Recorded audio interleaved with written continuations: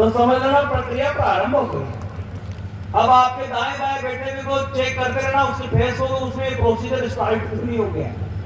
अरे 1 सेकंड की मुस्कान से जब आपका फोटो अच्छा हो सकता है, तो हमेशा की मुस्कान से क्या आपका जीवन अच्छा नहीं हो सकता? अब बताओ, ये कविता नहीं जिसमें तालियां बज जाती हैं, लेकिन कविता जब आएगी तो आपका मन मांगेगी, उस वक्त भी आप तैयार रहना। ये प्लेटफॉर्म है केवल कविता सुनाने के।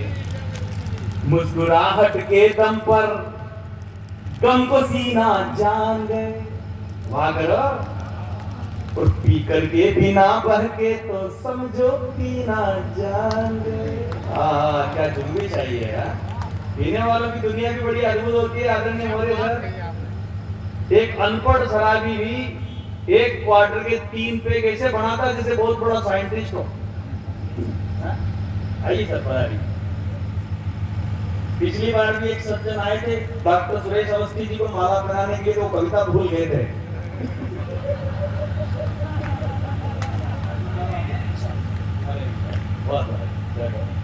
क्या देखो तो सही, सफेद छक आदमी अगर विधवा होता तो ऐसे ही दिखता।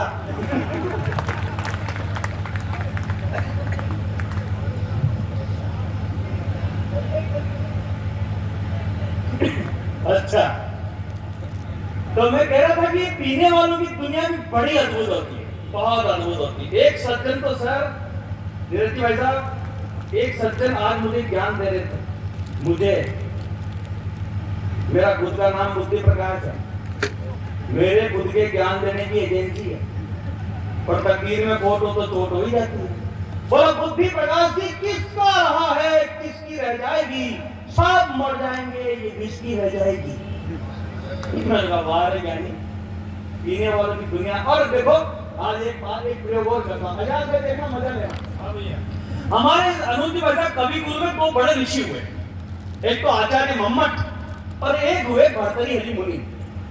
आचार्य मम्मट कहीं लिखते हैं, जो लोग विद्वान लोग बैठे नहीं यहाँ पर, जो कविताओं को लेकर के बहुत सारे संशय और दिमाग में शंकाएं लेकर के घूमते हैं, यार ये कोई कवि है, ये कोई कविता है, इसको कोई कविता कहते हैं, ऐसे लोगों को उत्तर दिया आचार्य मम्मट ने केवल एक वाक्य में।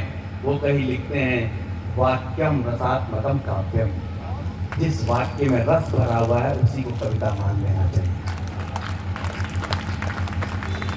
और भर्तृहरि हरि मुनि जिन्होंने कभी श्रृंगार शतक लिखा, उन्होंने आगे जाकर के वैराग्य शतक लिखा, उज्जैन के महाराजा हुए, वो कहीं लिखते हैं कि काव्येषु नाटकम रम्यम। जब विनोद पाल जैसी प्रस्तुति आपके बीच होती तो लगता है यार हर पंक्ति का दुकान तो आ ही नहीं रहा और ये तो नाटक हो रहा है। भर्तृहरि हरि मुनि लिखते हैं कि काव्येषु नाटकम रम्यम, जब कविता की प्रस्तुति नाटकीय तरीके से होती तो समारोह और प्रस्तुति रसवंत हो जाता है। अब इन 2 चीजों का प्रयोग कैसे आता है, हाथ में इसका मजा लेना। अनुज भाई साहब, मेरे घर के पड़ोस में एक सज्जन रहते हैं। सज्जन तो हम उनको कहते हैं, बाकी तो वो रहते हैं, तो सुबह से ढूंढते रहते। तो उनके घर के बाहर लगा हुआ ताला, उसको खोलना चाहते थे पर छेद में चाबी जा नहीं रही थी। मैं उधर से निकला तो मैंने उनसे कहा, भाई साहब मैं आपकी कोई मदद कर दूं? तो वो बोले नो, नहीं, ताला तो मैं खोलूंगा, आप तो बस इस मकान को पकड़े रखो।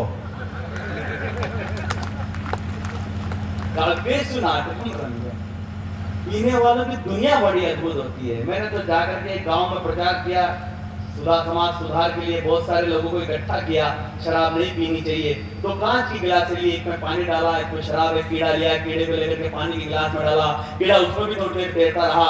मैंने उस कीड़े को निकाल करके शराब के गिलास में डाला, कीड़ा उसमें भी थोड़ी देर तैरता रहा, फिर मर गया। तो मैंने गाँव वालों से पूछा, गाँव वालों क्या हुआ? बोले साहब कीड़ा मर गया। मैंने पूछा इससे आप लोग क्या समझे? बोला सब समझ गए, शराब पीने से पेट के सारे कीड़े मर जाते हैं। कोई किसी को क्या सुधारेगा साहब, ये तो हरि अनंत हरि कथा अनंता वाली बात है। तब आप मजा लेना।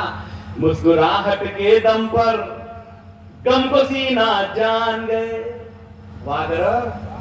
देखो मुझे शिकायत कुछ भी नहीं है, क्योंकि शानदार कवि आपने बुलाए, शानदार संयोजन में बुलाए, शानदार व्यवस्थाओं में बुलाए, शानदार माइक वाले के यहाँ बुलाए, शानदार व्यवस्थाएं, शानदार अतिथियों के सामने, शिकायत की कोई गुंजाइश नहीं है। इतने अच्छे कवि सम्मेलन में भी अगर कोई शिकायत करने ही बैठ जाए तो उस कर्म फोड़ लेके जिंदगी में आराम कभी वह आ ही नहीं सकता, कोई शिकायत नहीं है।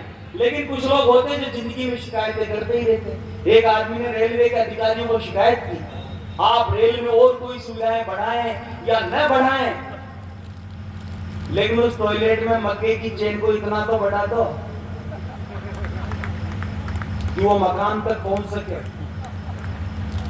तो ऊपर से जवाब आया, मक्का चेन से बंधा हुआ है, आप नहीं, कृपया मकान को आगे सरकाएं।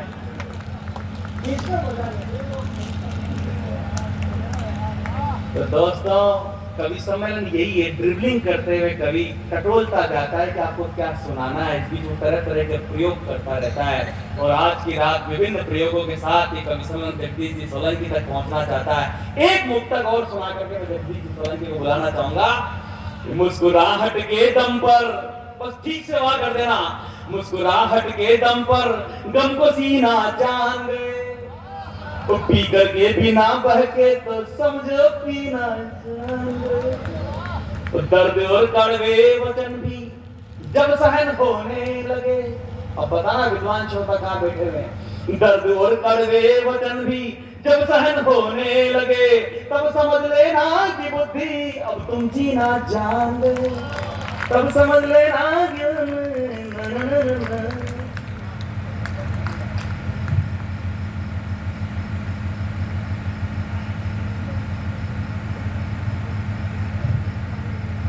आइए मैं उन्हें निमंत्रण। बैठो प्रखर, क्या हुआ? अच्छा। मैं जानता हूं कि आप सब लोग हजारों की संख्या में इस वक्त भी यहाँ पर बैठे हैं, तो जरूर कोई ऐसी प्यास बाकी है जिसको पीने के लिए आप यहाँ बैठे हैं। उस प्यास की पूर्ति उसी के पीने के बाद होगी। तो वो गीत रस केवल आदरणीय केवल और केवल जगदीश जी सोलंकी के पास है। इस देश में किसी कवि के पास इस प्रकार के तेवर नहीं है।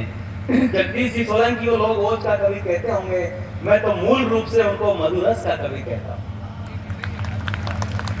जिनको सुनना एक आनंद की अनुभूति है, एक अनुभव का नाम है, एक ऐसी श्रुति प्रस्तुत होती है उनके काव्य के दौरान, कविताएं उनके श्रीमुख से निकल करके हमारे कानों में से होते हुए, कंठ में होते हुए हृदय में उतर जाती है। उस प्रस्तुति का नाम जगदीश जी सोलंकी है।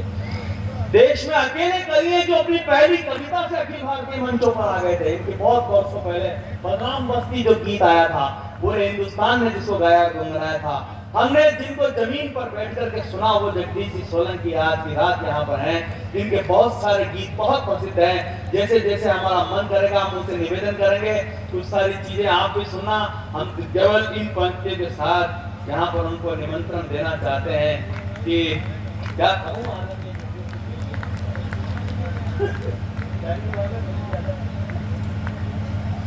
जगदीश जी ने कहा तो कुछ मत कह, मैं खुद ही कह दूंगा।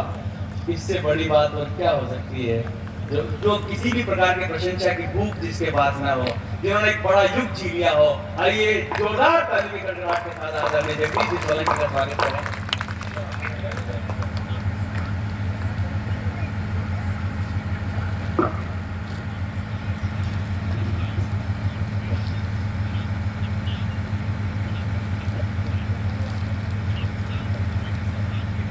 वरिष्ठ होने की कितनी बड़ी सजा भुगतनी पड़ती है यह मैं अच्छी तरह जानता। आप सभी को सादर अभिवादन करता हूँ। बहुत अच्छा आपने सुना, बहुत अच्छा इन्होंने सुनाया। काफ़ी समय हो चुका है, मैं 10-12 मिनट आपके बीच में हूँ। क्या हुआ?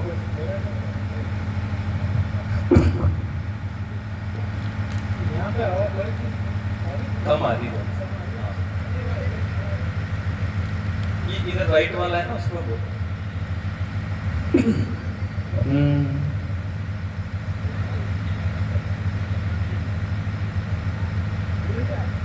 हाँ, थोड़ा नजदीक से बोलना पड़ेगा क्योंकि जनरेटर की आवाज भी खींच रहा है। थोड़ा सा इसका वॉल्यूम होता